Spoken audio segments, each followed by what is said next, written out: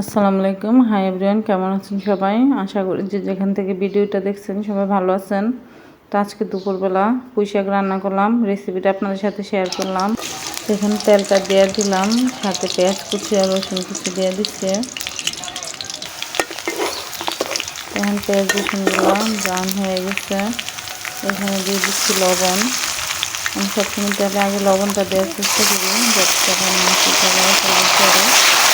এখানে দিচ্ছি পেঁয়াজ রসুন বাটা, দিচ্ছি এখানে মরিচের গুঁড়া, দিচ্ছি হলুদের গুঁড়া,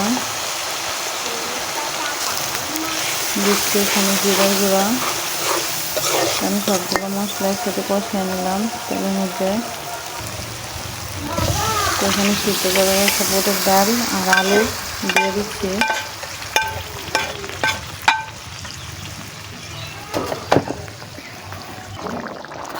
এখন ডাল আর আলু কষাইয়া এখানে দিয়ে দিলাম কাচকি মাছের শুকিয়ে। এখানে দিয়ে দিচ্ছি পুঁই শাক।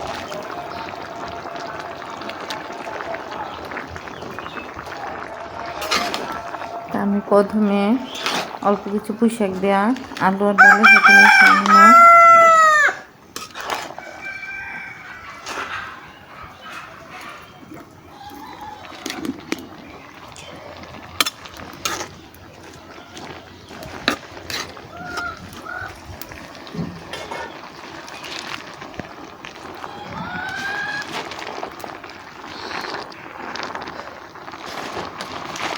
এখানে বাকি পুঁই শাকগুলো দিয়ে ঢাকনা দিয়ে দেব।